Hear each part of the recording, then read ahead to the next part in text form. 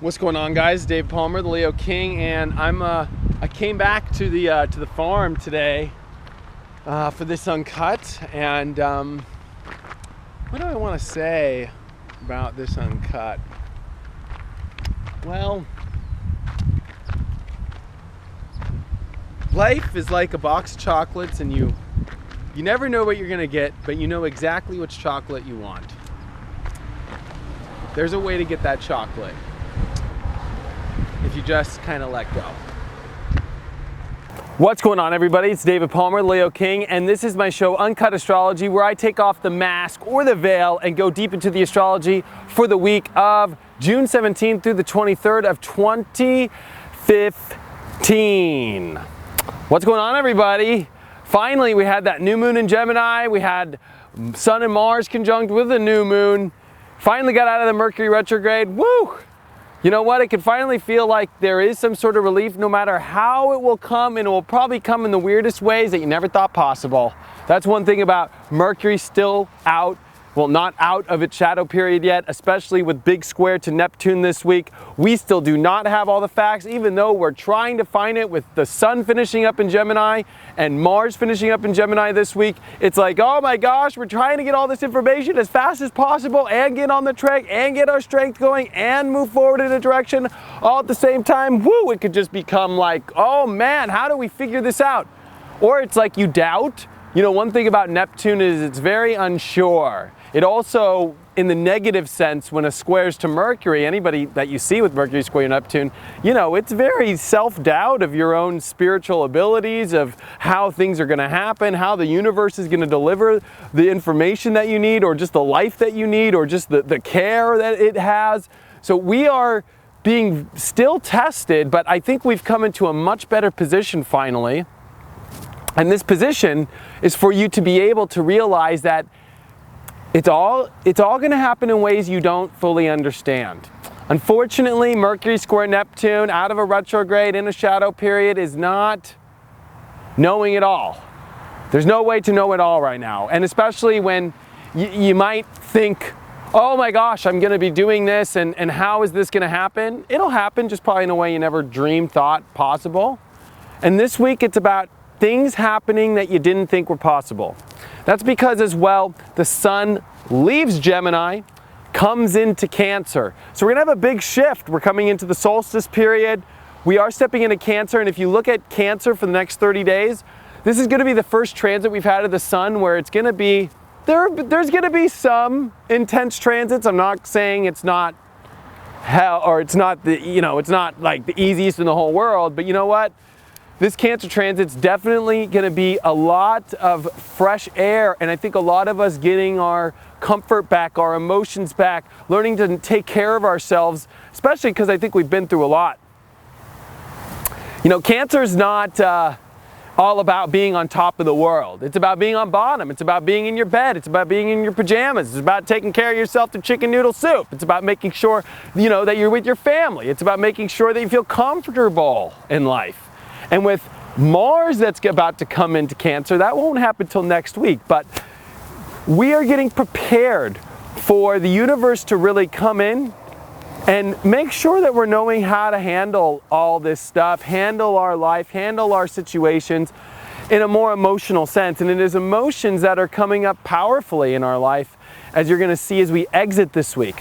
But as we enter it is about getting our minds right, getting our minds straight, finishing up this big transit in Gemini, which has been very intense. You know, this last month has been very intense as far as how your mind works, the way that you thought life was going to be, your whole perception's changing in life. We had Saturn retrograde back into Scorpio, and you know, now that that's happened, it's the Leo-Scorpio kapow. I'm calling it the big war in space because it's a good way of describing how the ancients looked at it and what big squares are. The squares are the big wars, or the oppositions can be the big wars as well.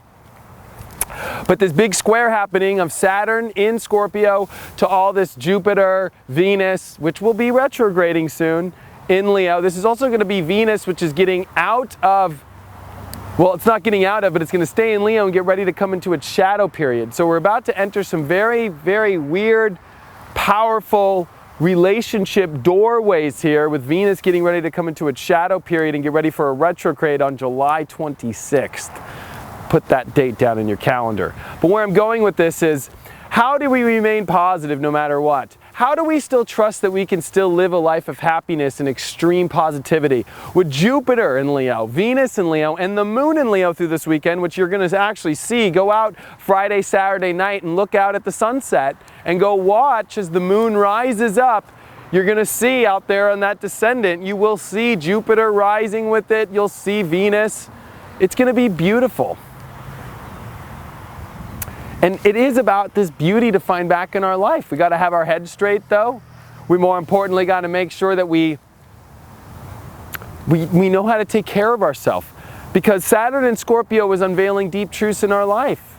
And there's more to this story to reveal. And yes, we could feel like we're finally having the strength to get back, even though we don't know how it's going to happen, and it happens at the last second, and it happens in ways we never thought possible.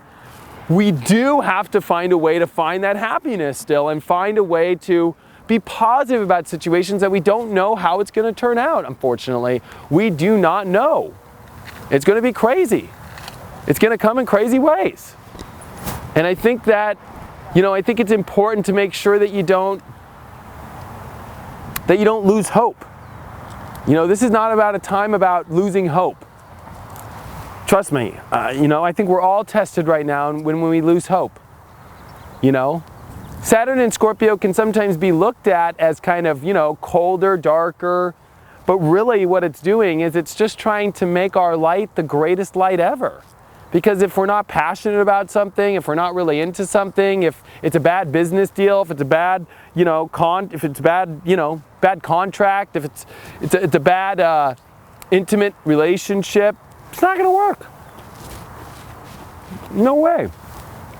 So this is, I think, so important, because this week, even though it's not the biggest, craziest week of all time, even though Mercury square Neptune can bring a little bit of a woohoo, little wild little escapade in our minds and our souls, and we are switching into Cancer, which does change the gears a lot.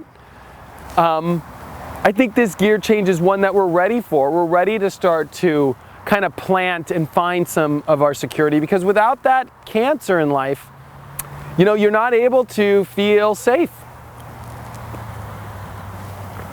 Plus, even though we've been working on our mind so much and our mind has been going all crazy, we got to be able to make sure that we got our emotions in the right place. We got to make sure that